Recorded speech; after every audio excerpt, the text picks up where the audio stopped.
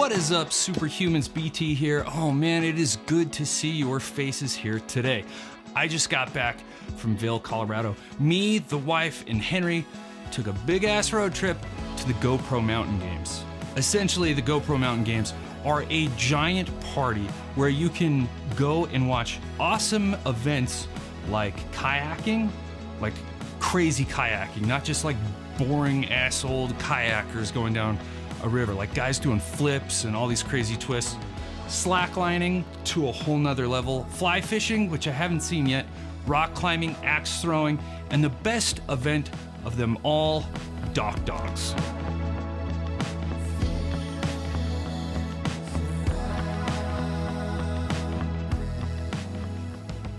You know, plus there are bands all over the place. There are like 3 or 4 stages. They're playing all day long and they're good. They're not shitty bands. And you've got vendors, like really cool vendors, so where you can buy really dope stuff. But you're not here for that. You are here for the 75 Hard Challenge, which I've been doing 1 week down, and I did during this road trip, which could have been a complete disaster. And I learned 3 valuable lessons that I thought I would share with you so that you can make your first week of doing this challenge a whole lot easier so you don't fail and have to start over. If you've been following me for any amount of time, you know I love a good road trip. It takes about 6 to 7 hours to get from here, Salt Lake City, to Vail. And I don't think a road trip of that length is really going to impede your ability to do the 75 Hard Challenge, at least not from the reading 10 pages, taking a progress pic, drinking a gallon of water, or even doing 2 workouts a day, kind of. Where I really think you're gonna run into a challenge is gas stations.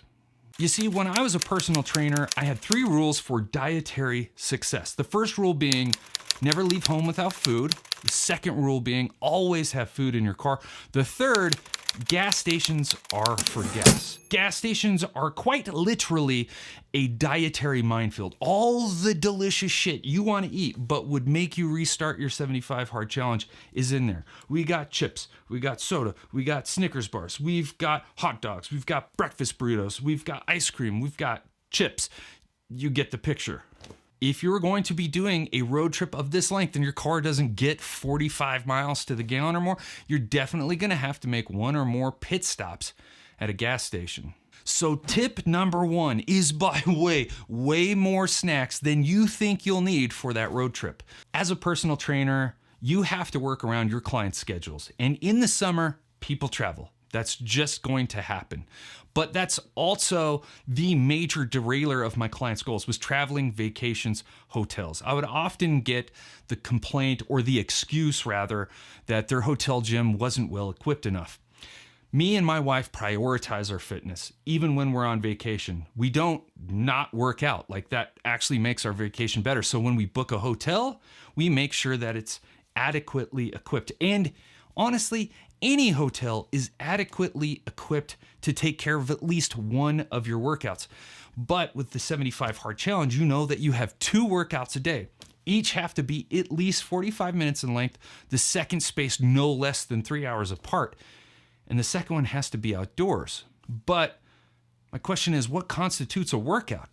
I only have 2 criticisms of this program so far, and the first of which being that they don't clearly define what a workout is.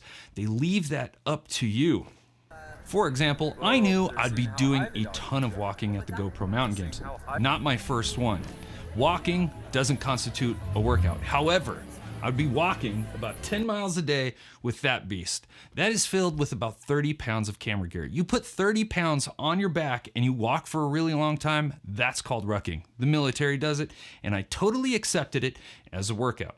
So tip number 2 is make sure you clearly define what a workout is for you. Future editing Brandon here. I forgot to mention, would you like to see the workouts that I'm doing for the 75 Hard Challenge? For me, I knew I would have to program workouts again. I haven't done that in many years. So I'm actually using all of the stuff I used to do when I was a professional athlete. Let me know down in the comments below. Between the epic hike at Dead Horse State Park, the rucking I did at Vail Village, and all the one-wheeling I did around the entire town, you build up an incredible appetite. But what do you eat when your only food options are restaurants? That's just how that city is set up. There's no grocery stores. Part of the 5 rules of the 75 Hard Challenge is that you have to follow a diet and you can never, ever cheat. But like my first criticism, there is no clearly defined parameters around what a diet is. They leave that up to you. You could follow carnivore, paleo, keto, a Whole30, whatever. If you don't have these parameters of what is acceptable to eat and not to eat, and you've got a bunch of gray areas, some wiggle room, you're gonna take it and you're gonna fail your program. Post-hike, I want to eat a burger and fries. We went to the Spoke, which makes amazing burger and fries. And when they got there, my mentality was, all right, I'll get a burger, but I'll go bunless. And fries are just potatoes, and potatoes totally fall within the diet. But in my heart, I knew if I did that, I would fail and I would have to restart this program. Thankfully, I didn't make that decision. I ordered the ceviche, cool, refreshing, hit the spot. But after that meal, I knew I couldn't be in that position again. Eventually, I would lose to my brain. And so I made hard and fast rules as to what was acceptable. No burgers, no pizza, no chocolates, no ice cream, no donuts. These are literally a 5-finger diet death punch to me. Also, I said with potatoes, because those are acceptable, no fries and no chips. So tip number 3 is make sure you write down absolutely what's acceptable and not acceptable in your diet. Vacations and road trips are amazing. So is this program. But if you put them together, they could potentially be a disaster. Make this experience so much more enjoyable by setting rules before you ever go. I hope you enjoyed these tips. If so, please hit that like button. I can't tell you how far it goes with this YouTube algorithm in appeasing the YouTube gods. Also, if you want to see more videos on the 75 Hard Challenge or tech, fitness, Whoop, there's the Whoop, hit that subscribe button.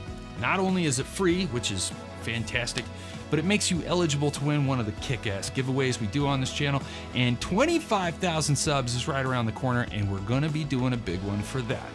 So make sure you're subbed. That sounded really corny. Idiot. I might have to. So make sure you're subscribed. Is that any better? I have no idea. Thanks again for watching. I'll catch you later. Peace.